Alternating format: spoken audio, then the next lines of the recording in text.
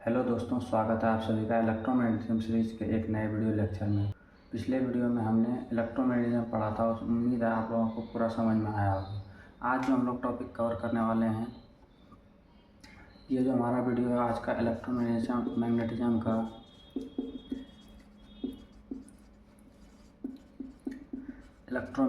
का पार्ट 5 है। और आज इस वीडियो में हम लोग कवर करने वाले हैं magnetism in human being, magnetism in human beings. दूसरा टॉपिक जो हम लोग कवर करने वाले हैं वो है फोर्स ऑन करंट कैरिंग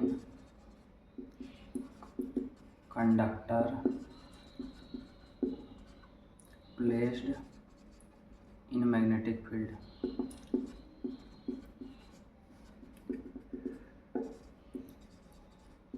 दूसरा टॉपिक ये कवर करने वाला हूँ। तीसरा टॉपिक हम लोग लास्ट टॉपिक देखने वाले हैं Fleming's left hand rule. Fleming's left hand rule, तो ये टॉपिक हम लोग आज इस वीडियो में कवर करने वाले हैं। तो चलिए स्टार्ट करते हैं। Magnetism in human being.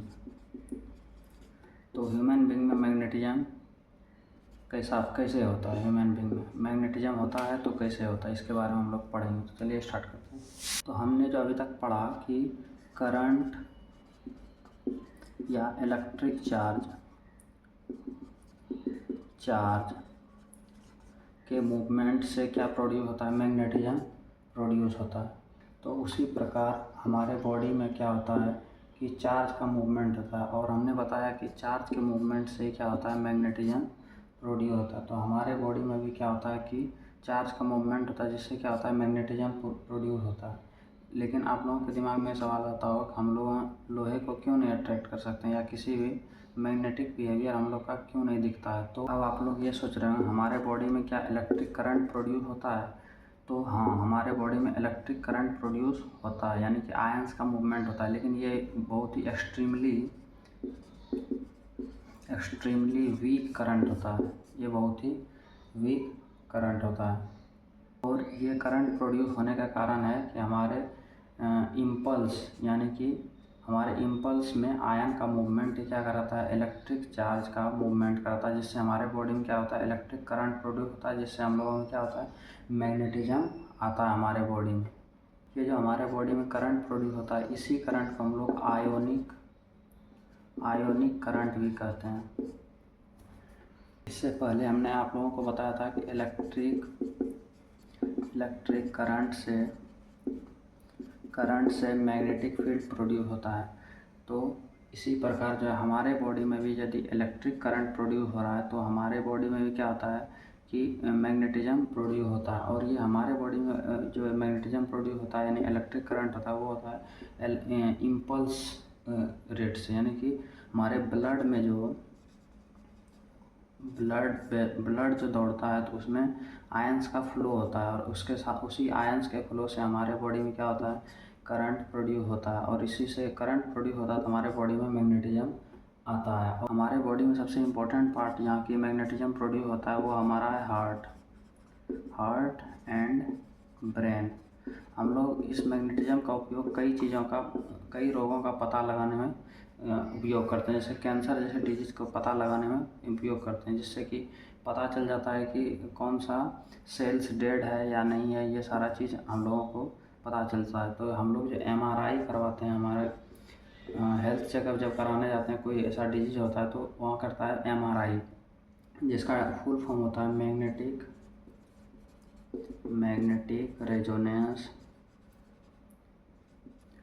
Resonance imaging, यानी कि इसी को कहते हैं MRI। तो MRI क्या करता है, इसी मैग्नेटिक फील्ड की मदद से हमारे बॉडी में कौन सा डेड सेल्स है उसका पता लगा लिया जाता है, और कैंसर का पता लगाया जाता है। यही है MRI। तो यही हम लोगों को मैग्नेटिज्म का उपयोग होता है हमारे बॉडी में। ताकि हमने आपको पिछले वीडियो लेक्चर सीरीज में बताया था ओरेस्टेड एक्सपेरिमेंट।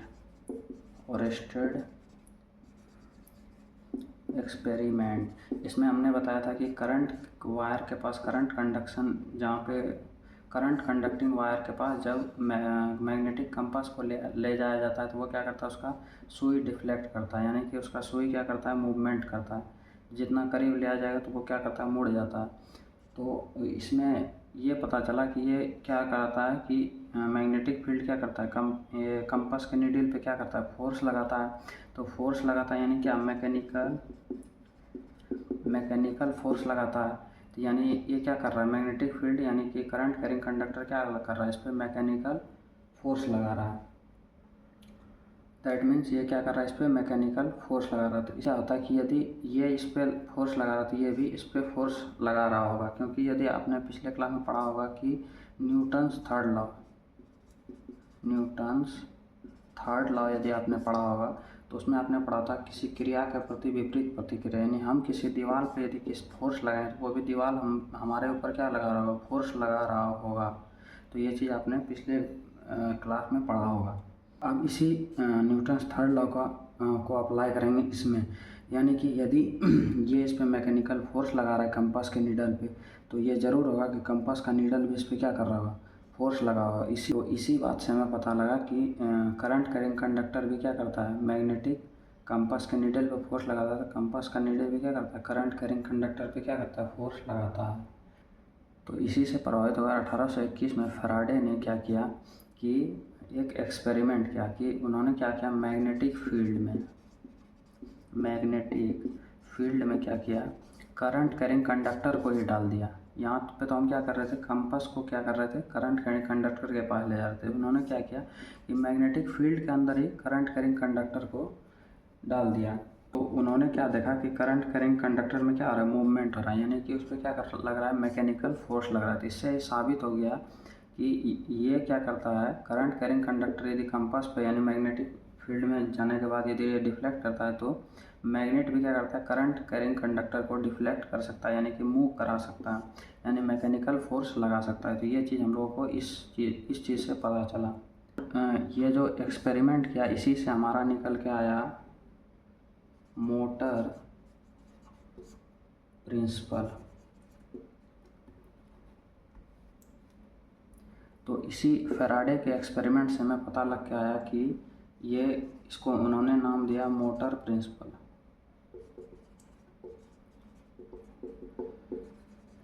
तो इसी को उन्होंने क्या नाम दिया, मोटर प्रिंसिपल, जो कि मोटर बनाने में मदद आया या काम आया आगे चल के। अब देखेंगे, अब हम यहाँ पे देखें कि ये जो उन्होंने एक्सपेरिमेंट किया फैराडे